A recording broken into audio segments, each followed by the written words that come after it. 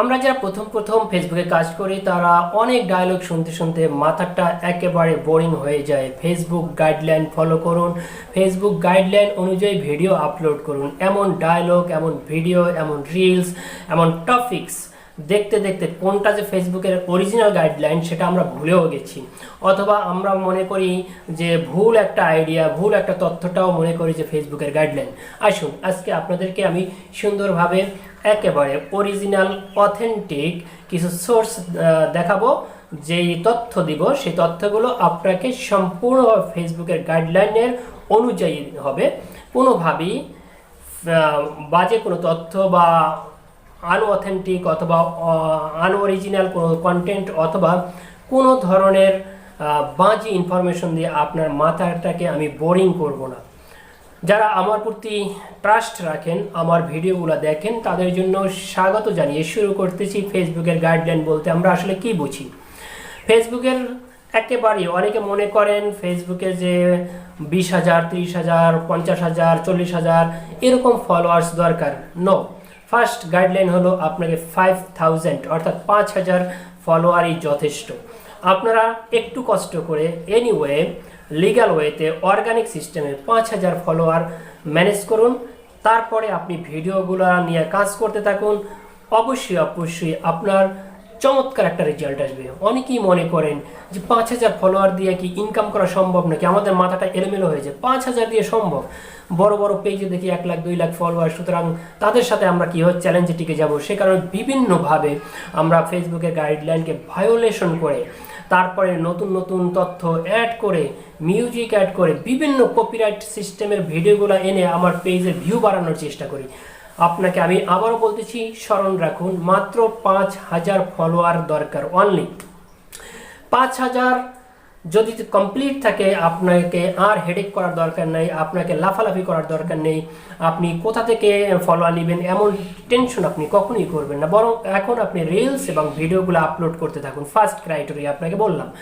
Second criteria, অন্য কারো থেকে কোনোদিনও কোনো অংশ ভিডিওর 1 সেকেন্ডের কাট পিছু আপনার ভিডিওতে প্রবেশ করাবেন না। নাম্বার 2 গেল।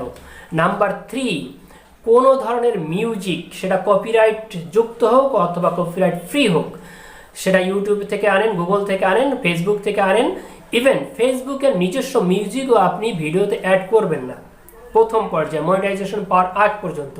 এই জন্য ফেসবুকের ওয়েবসাইটে বলা আছে fresh original video. Fresh original video অর্থটা এখানে ক্লিয়ার করা দরকার। ফ্রেশ অরিজিনাল ভিডিওটা হলো আপনি ফেসবুকের যে মিউজিকগুলো আছে সেগুলো আপনি মনিটাইজেশন আগে আপনার ভিডিওতে অ্যাড করতে পারবেন না। এটা হলো ফ্রেশ অ্যান্ড অরিজিনাল ভিডিওর মিনিং। এরপরে আপনি যে বিষয়টা সম্পূর্ণভাবে মাথায় রাখবেন, কোনো ধরনের কারো থেকে একটা ছবি সুন্দর করে আয়না কভার ফটো দেওয়ার চেষ্টা করবেন না। মনিটাইজেশন পাওয়ার আগ পর্যন্ত আপনি আপনার ভিডিওতে রিলস হোক, সেটা স্ট্রিম ভিডিও হোক, সেটা যে কোনো ভিডিও হোক, লং ভিডিও হোক, আপনি কোনোভাবেই কোনো অন্য কারো থেকে এনে কোনো ছবি একেবারে আকর্ষণীয়, নাইস, এক্সিলেন্ট, এক্সট্রা অ্যাট্রাকটিভ কোনো ধরনের ছবি আপনি আপনার ভিডিওতে অ্যাড করবেন না। নাম্বার 3 গেল। এখন নাম্বার 4 শোনার জন্য অবশ্যই আপনাদের আগ্রহটা আছে। অনেকেই কন্টেন্ট মনিটাইজেশন পলিসি, এটা সব ক্রাইটেরিয়া ফিল আপ হয়, কিন্তু এইটা দিয়ে আটকিয়ে দেয় ফেসবুক। আমি আমার নিজস্ব অভিজ্ঞতা থেকে আপনাকে এই বিষয়টা শেয়ার করতেছি। কখনই আপনি কথা বলতেছেন, তার মধ্যে পাশ থেকে একটা মিউজিক আপনার ঢুকে গেছে, মাইকিং চলতেছে, সেই মিউজিকটা আপনার মধ্যে ঢুকে গেছে, কেউ কথা বলতেছে, সেই কথার সাউন্ডটা আপনার মধ্যে ঢুকে গেছে ভিডিওর মধ্যে, তাহলেও আপনাকে কন্টেন্ট মনিটাইজেশন পলিসি দিয়ে রাখবে ফেসবুক। আপনি বুঝতেও পারবেন না যে 5 সেকেন্ডে, 2 সেকেন্ডে, 1 সেকেন্ডের একটা কথা ঢুকে গেছে, একটা মাইকের সাউন্ড ঢুকে গেছে, পাশের একটা মিউজিক ঢুকে গেছে, অথবা আপনি কাজ করতেছেন সেই পাশের একটা কম্পিউটার থেকে আপনার এখানে কিছু একটা অংশ সাউন্ড ঢুকে গেছে। আপনি কন্টেন্ট মনিটাইজেশন পলিসিতে পড়ে গেছেন। আপনি খুঁজবেন সারাদিন যে কোন জায়গায় ঢুকলো। আপনার 20 মিনিট 15 মিনিট একটা ভিডিওর মধ্যে 2 সেকেন্ডের একটা অংশ খুঁজে বের করা খুবই কঠিন। আপনাকে ফেসবুক কখনই বলে দেবে না এই ভিডিওতে, এই কন্টেন্টে আপনি কন্টেন্ট মনিটাইজেশন পলিসি খেয়েছেন। বা আপনাকে রেস্ট্রিকশন দেওয়া হয়েছে, কখনই বলবে না। এইগুলা যারা নতুন ইউজার, যারা আমরা এখনো ইনকামের জন্য চেষ্টা করতেছেন, তারা এই কাজটা সতর্কতার সাথে কাজ করবেন। নাম্বার 5 এমন একটা শব্দ যেটা শুনলে অনেকে একটু মাইন্ড করতে পারেন। ফেসবুকের ওয়েবসাইটে লেখা আছে সেক্সুয়াল কন্টেন্ট। এটা আপনারা বুঝতে অনেক কিছু বুঝেন, তো আমি একেবারে সহজভাবে সর্বনিম্নটা বুঝিয়ে দিচ্ছি। সেটা হলো, আপনারা বাচ্চাদের ছবি পোস্ট করেন, সেই ছবি যদি পোশাক পরা না থাকে, অর্থাৎ তার যে প্যান্ট পরা না থাকে, সেখানে তার যে বিভিন্ন যে অংশগুলো দেখা যায়, বিশেষ করে কি বলবো, এই যে সেটাও যদি আপনার এখানে আপনি ছোট্ট বাবু শখ করে আপনি একটা উলঙ্গ ছবি দিয়েছেন, ছোট্ট বাবু মাত্র 2 বছর বয়স, 5 মাস বয়স, 6 মাস বয়স, এটাকেও আপনাকে সেক্সুয়াল কন্টেন্ট মনিটাইজেশন পলিসিতে আটকিয়ে দেবে। সুতরাং আপনি ফেসবুকে কাজ করতে এসেছেন সর্বপ্রথম, সুতরাং আপনাকে 100% ফ্রেশ, অরিজিনাল, অথেন্টিক, পিওর নিজস্ব ভয়েস এবং কন্টেন্ট থাকতে হবে। আপনি অন্য কারো মোবাইল দিয়ে একটা ভিডিও রেকর্ড করেছেন, সেই ভিডিওটা আপনি আপলোড করতে যাচ্ছেন, খেয়ে যেতে পারেন সেখানে কন্টেন্ট মনিটাইজেশন পলিসি। আপনি বলবেন সেটা কিভাবে সম্ভব? হতে পারে আপনি আপনার ফ্রেন্ড থেকে একটা সুন্দর ভিডিও রেকর্ড করলেন তার মোবাইল দিয়ে, সেটা এসে আপনি আপনার ফেসবুকে আপলোড করে দিলেন। এমন ঘটনা ঘটতে পারে যে ওই ভিডিওটা সেও তার ফেসবুকে আপলোড দিয়ে ফেলছে, এবং সে যদি দুটো ভিডিও সেম হয়ে যায়, তখনই আপনি দেখবেন ফ্রিঞ্জিংয়ে পড়ে যাচ্ছেন, আপনার কন্টেন্ট কপিরাইটে পড়ে যাচ্ছেন। কিভাবে পড়ে যাবেন? ফেসবুক অ্যালগরিদম খুঁজে খুঁজে দেখবে যে এই ভিডিও আর সেই ভিডিও সেম, সুতরাং আপনাকে অথবা তাকে যে কাউকে আটকিয়ে দেবে। এই জন্য আমি বলি, নিজের মোবাইলে নিজে ভিডিও করবেন, নিজে আপলোড করবেন, নিজে আপলোড করার পর সেই ভিডিওটা শতভাগ নিজের মোবাইল থেকে ডিলিট করে দিবেন, আর মেমোরিতেই রাখবেন না। এরপরে আর একটা বিষয় আছে, অনেকে ফেসবুক এবং ইউটিউবে দুই জায়গায় একসাথে কাজ করেন।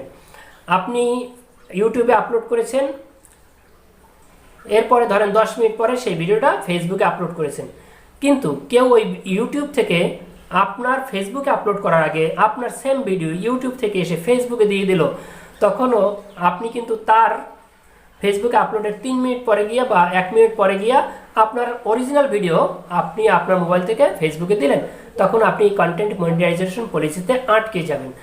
কত কথা বলবো আপনাকে, একবারে ছামারি আকারে বলি, ফেসবুকে নিজস্ব মিউজিক এবং বিভিন্ন লিঙ্ক থেকে যে কপিরাইট ফ্রি মিউজিক আছে, কোনো মিউজিক ইউজ করা যাবে না, কথা বলার মধ্যে অন্য কোনো সাউন্ড আসা যাবে না, অন্য কোনো মিউজিক অ্যাড করা যাবে না, অন্য কারো ছবি ব্যবহার করা যাবে না।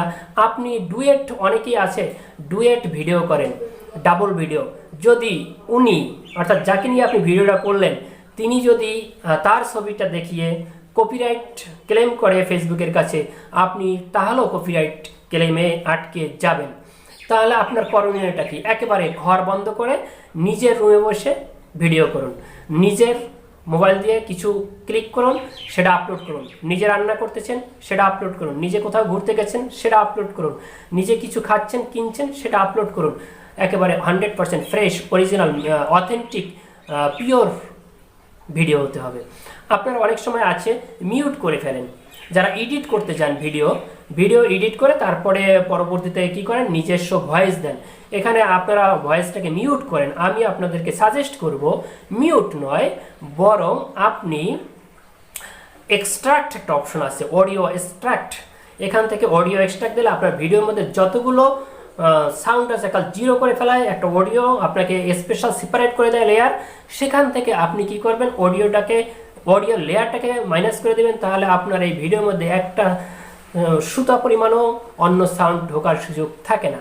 সুতরাং আশা করি আজকের প্রথম পর্বে আপনারা যেই ভিডিওটা শুনলেন, ফেসবুক কন্টেন্ট মনিটাইজেশন পলিসি অথবা ফেসবুকের গাইডলাইন, কমিউনিটি গাইডলাইন, এটা আপনারা বুঝতে পেরেছেন এবং সেই অনুযায়ী কাজ করবেন। কখনোই আবেগতাড়িত হয়ে অন্যের সুন্দর একটা ভিডিও একটু কোনায় কানায় আইনা আপনার ভিউ বাড়ানোর জন্য চেষ্টা করবেন না।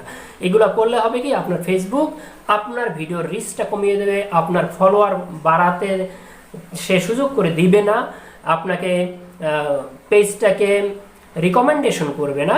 এতগুলো ঝামেলার চেয়ে আপনি নিজে বসে আছেন, কাজ করতে থাকেন নিরিবিলি টিং করে।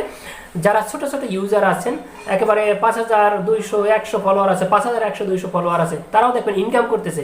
আর একজনের 10,000 15,000 20,000 ফলোয়ার আছে, সেও এখন পর্যন্ত মনিটাইজেশন পায় না। গ্যাপটা কোথায়? শুধু কমিউনিটি গাইডলাইনটা আপনি ফলো করেন না বিদায় আপনি পারছেন না। আর যারা ছোট ইউজার একেবারে 5000 100 200 300 আছে, তারাও কমিউনিটি স্ট্যান্ডার্ড ভ্যালুটা মেনটেন করে বিদায় পুরোপুরি তার ইনকামে চলে গেছে। এটাই হলো পার্থক্য।